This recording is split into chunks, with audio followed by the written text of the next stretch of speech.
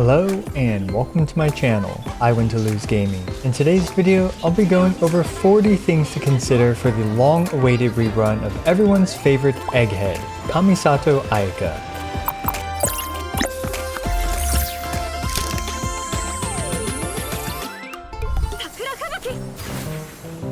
Ever since someone pointed out to me that Ayaka's head is in the shape of an upside-down egg, I cannot unsee it. So perfectly egg-shaped. Ayaka's last banner ended on August 10th, 2021, and it's been over 8 long months for her to finally get her long-awaited rerun. As in the usual hyperbolically named The Brutal Truth About Insert Character Here series, I'm about to go over in excruciating detail everything I think that is worth considering for Insert Character Here's rerun. And in today's video, who other than the second most overpowered egghead after Saitama, Kamisato Ayaka. If you enjoy these types of overly detailed and informative videos on various characters and their reruns, be sure to join the 286,000 other fellow enjoyers of overly detailed and informative videos by gently clicking on that subscribe button. No need to smash it and abuse your mouse, just give it a gentle click. We're going to start with one of the most unique parts of Ayaka's kit, her dash. Ayaka's dash is a mixed bag, with some people claiming that she is completely ruined and a terrible character because of her dash, and with others appreciating its cool and unique traits. I'm personally in the latter party.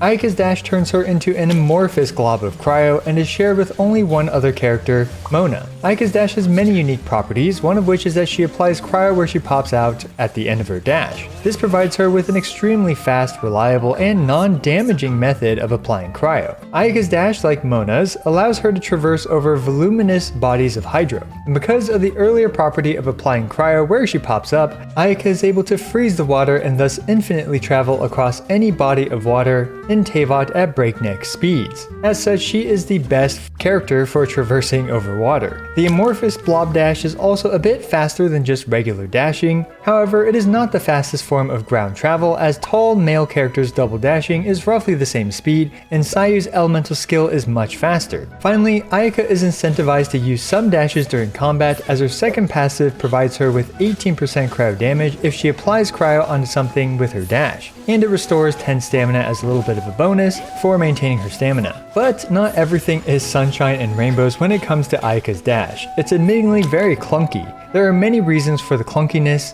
and one of which is that her angular velocity is very slow compared to normal dashers, and she's unable to turn quickly during her dash. Her dash also has less iframes, I believe, for some reason. And finally, when she pops out from her dash, she's locked into that animation and she's unable to adjust the trajectory the moment she leaves her dash. This also makes her commit to the full dashing out animation. And last but not least, Ayaka's dash gets stuck on the smallest of rocks, the smallest of stairs, various tree roots, tiny ledges, you name it. And it's also extremely inconsistent with when it does or doesn't get stuck on stuff. Sometimes she'll make it past a staircase and other times she won't. Unfortunately, it feels rather janky and stanky because of all these annoying properties of her dash. This all leads to an extremely clunky feeling dash.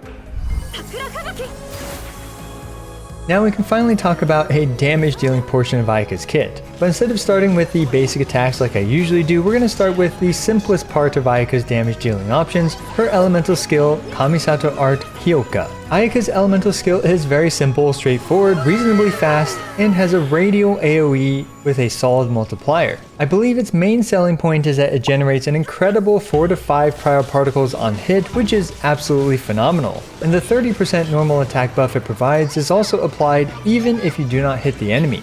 As for its issues, her elemental skill has a longish 10-second cooldown, although the particle generation per second is still extremely high, and the vertical hitbox of her elemental skill is deceptively short and unfortunately won't really hit things in Venti's tornado. And last but not least, its 30% basic attack buff uptime is only 6 seconds, and since this elemental skill has a 10-second cooldown, this means that the basic attack buff has around 4 seconds of downtime.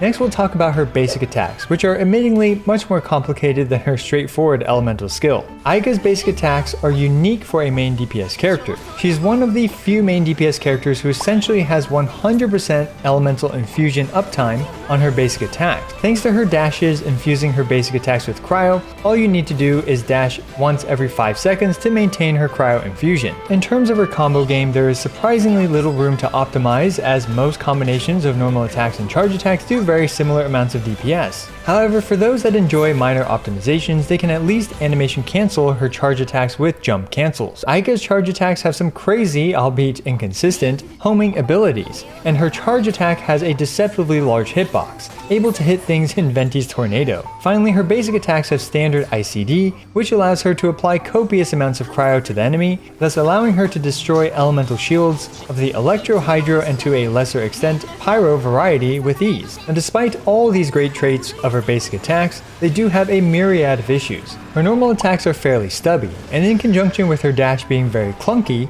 this can make repositioning her for her stubby normal attacks to be quite awkward. The short infusion window of only 5 seconds from her dash can lead to frequent white physical numbers if you don't pay attention to what combos you do, and thus you need to use her amorphous blob dash more often to reapply cryo infusion. And while Ayaka has 100% cryo uptime on her basic attacks, the 6 out of 10 second 30% basic attack buff from her elemental skill, as well as the 18% cryo damage buff being dependent on her dash hitting an enemy, can lead to a lot of downtime on up to 48% additional bonus damage. So while she does have 100% uptime on her basic attacks doing cryo damage, she doesn't have 100% uptime on the damage bonuses for her basic attacks. Finally, Ayaka's basic attacks are somewhat middling in terms of their damage output.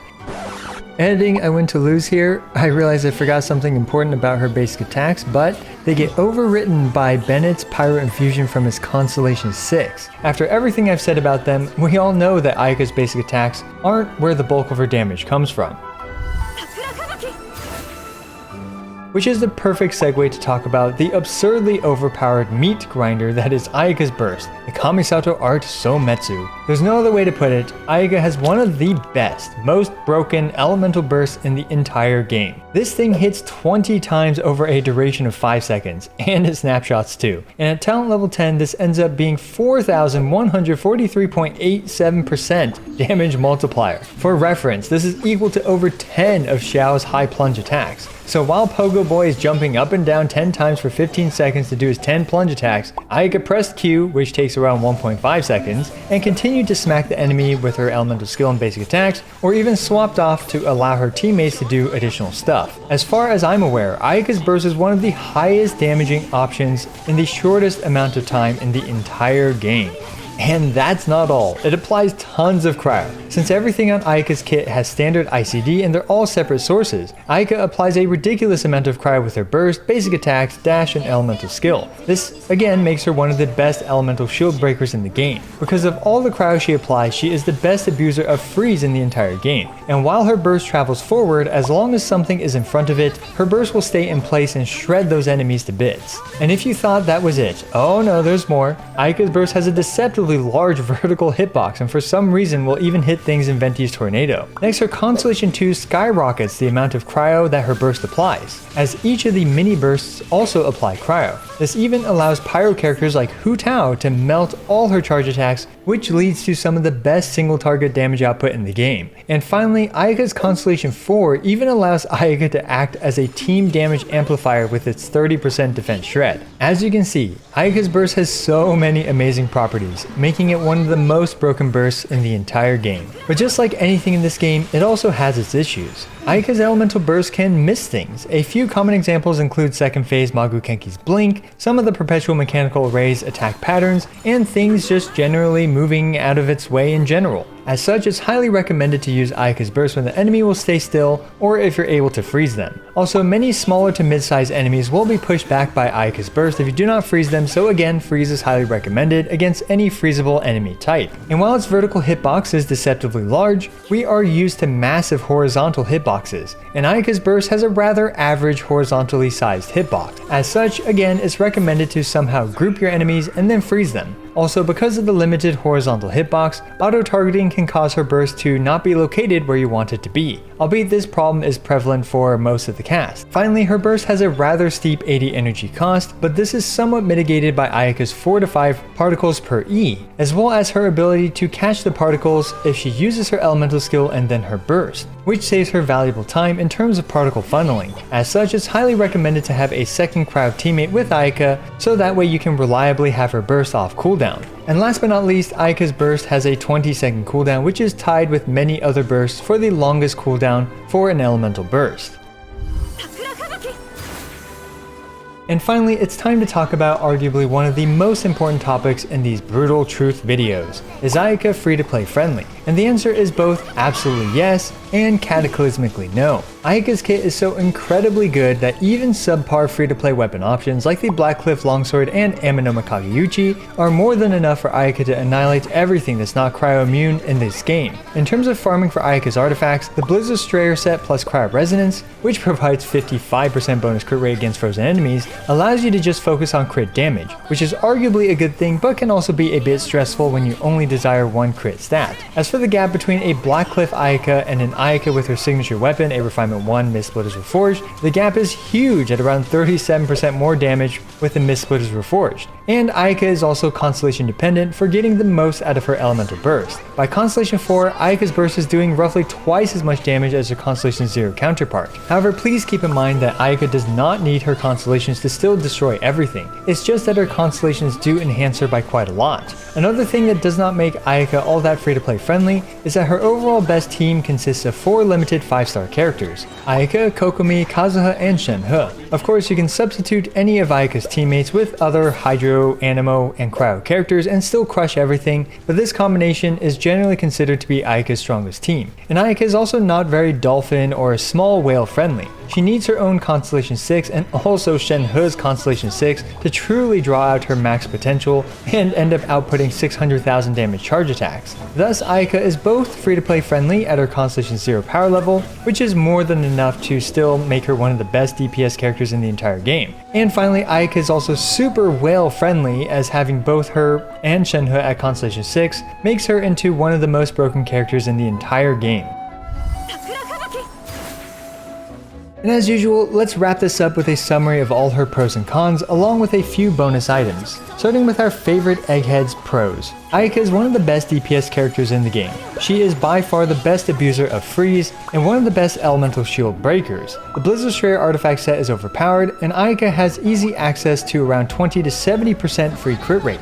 Ayaka has a cool unique dash only shared with Mona, and her dash has many useful properties, which include applying cryo, providing 18% cryo damage when it hits an enemy, providing infinite water travel, and finally an above average ground speed. Ayaka generates a tremendous 4 to 5 cryo particles with her elemental skill, and her elemental skill does reasonable damage. Ayaka has a flexible combo game with micro optimizations and jump cancels, and her charge attacks have some wacky homing mechanics. Her charge attacks also have deceptively large hitboxes, and she has standard ICD on every individual part of her kit. Finally, she has 100% uptime on her normal and charge attacks. As for her burst, it's literally one of the best bursts in the game, and it snapshots all her buffs. It outputs 20 total hits, dealing a whopping 4,143.87% skill multiplier at level 10. Ayaka's burst applies tons of cryo and is very overpowered versus mobile or frozen targets. Ayaka's burst has a deceptively large hitbox, able to hit things in Venti's Tornado, and finally Ayaka is an amazing character for free-to-play players. And she has one of the best, most universal signature weapons in the entire game, the Mist Splitters Reforged.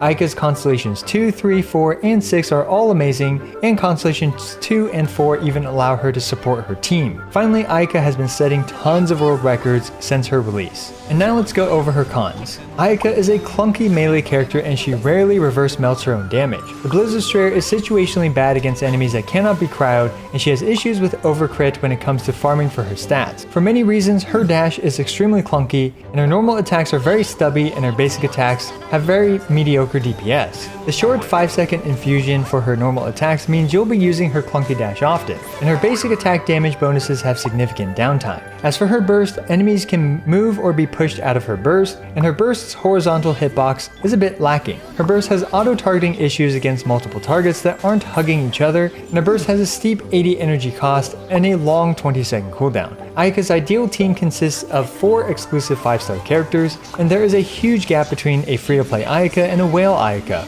As such, Ayaka is very expensive to maximize, and Ayaka's Constellation 6 is not great unless paired with Constellation 6 Shenhe. So there you go, an outrageously large number of things to consider for Ayaka's upcoming rerun. Be sure to let me know if you think I missed anything about Ayaka down in the comments below. Also, I regularly make Genshin Impact videos ranging from Caesar showcases, DPS showdowns, guide videos, and more. So be sure to smash that subscribe button as it's the best and easiest way for you to support my work. Also, don't forget to like the video and leave a comment for the YouTube algorithm. As always, I appreciate every single one of you. This is I Want to Lose, signing out.